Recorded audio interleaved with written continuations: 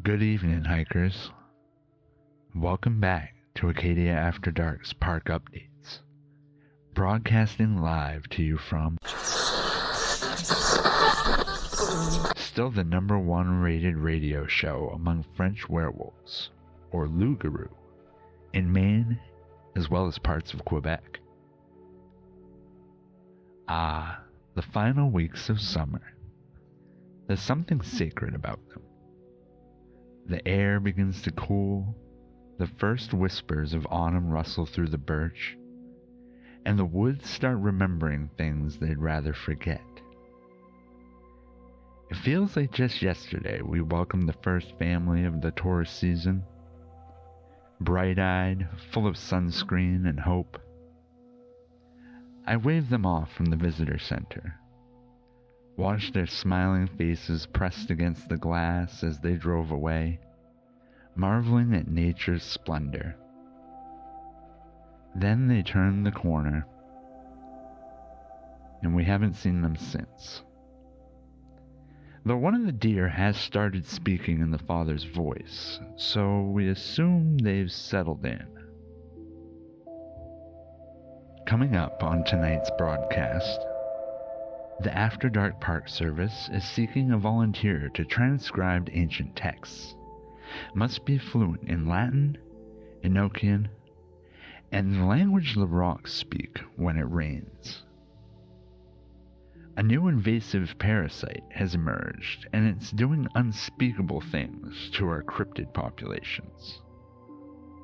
And if you spotted an ice cream truck in Bar Harbor this week, it saw you first.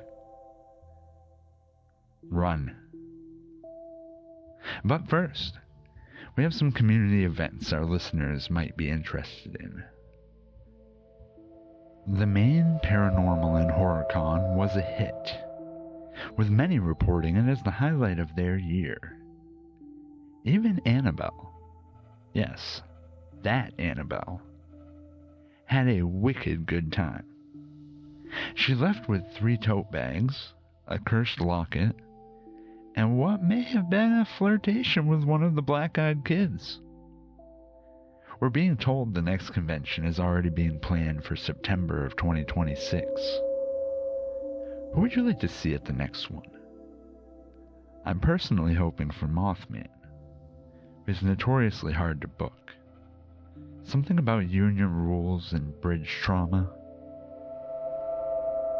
Also on our community events board, planning has begun for this year's Ghostport festivities, and the ghosts are as excited as ever.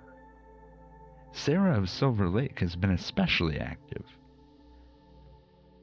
Those who've seen her report that while her usual visage of pain, sadness, and rage is as terrifying as ever, she seems to have a certain glow about her that she didn't have last month. Here's hoping some of our other spirits can make it out to celebrate. The fog's lifting, the veil's thinning, and the punch is already haunted. Now on to the news. Police received multiple calls last week reporting an ice cream truck in the vicinity of the Village Green in Bar Harbor.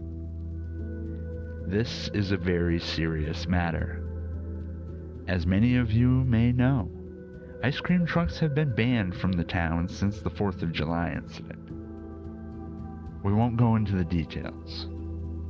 You remember the fireworks. You remember the screaming.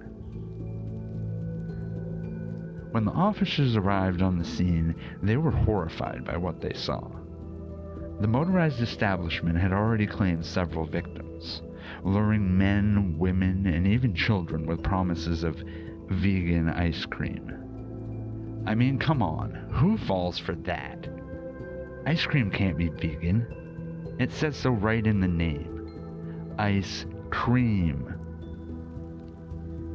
After a tense struggle, the Bar Harbor Police Department was able to fend off the truck with minimal casualties. Our heartfelt condolences go out to the families impacted by this horrific tragedy. And we hope the town council takes this seriously when reviewing vendor permits for next season. In a health update, local experts have identified a new species of tick that's managed to find a home in our forests. Tick season is already a nightmare, with deer and winter tick populations exploding thanks to the lack of sustained cold and snow in recent years. Now, the longhorn tick is making its mark on the ecosystem. Both biologists and cryptozoologists are struggling to contain the infestation. It was bad enough when it was infecting the deer and moose populations, says Jacob Martin, local entomologist. The last few years we've seen a major decline in moose surviving to adulthood because of these bloodsuckers, and now they've found new hosts. Yes, listeners, sadly, it looks like the ticks have begun targeting other species here in the park. Perhaps the worst impacted are the pine apes, ancient hominids who've shared these woods with us for thousands of years and are now facing a desperate plight. We found one of the adults the other day, and it was awful, Jacob explains. It looked like it had growths all over its body, but it was just masses of ticks clinging to its hair. There was nothing we could do, so we took the most humane route. Jacob and other officials were able to capture the creature and summarily shave the nearly 7-foot-tall Sasquatch. As you can imagine, the hominid won't be able to return to the wild until some hair grows back. So, for the next few months, Fred will be joining the staff at our local gym. Just trust me, when you see those shoulders, you'll understand why. Our final story is one that's very near and dear to our mission here at Acadia After Dark, and it's a matter of the utmost importance. The Acadia After Dark Park Service is looking for a volunteer. Due to recent events, the Park Service has found itself in need of a skilled and experienced scribe to help decipher and digitize ancient texts uncovered by our researchers. This is a rare opportunity for someone to make a mark, while learning more about the hidden history of our beautiful home. Responsibilities include organizing tomes kept in the back room of the library, copying records, transcripts, and ancient Eldritch texts, updating our new website, which occasionally rearranges its own layout based on the lunar cycles. Hours are flexible. Work from home is technically optional, though we wouldn't recommend it. We're still unsure of what happened to the last intern after they took home a particularly ominous book, bound in leather that seemed to come from an animal not of this earth. They haven't returned our calls, but the book has. Those interested should contact the Acadia After Dark Park Service at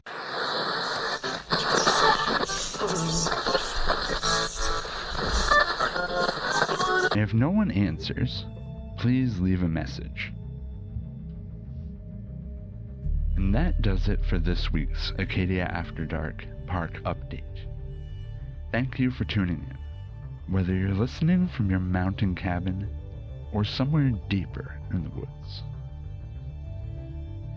Next week marks the beginning of sacrifice season, so remember folks, if she wants to go for a late night walk in the forest, you may as well say yes. Honestly, what else do you have going on?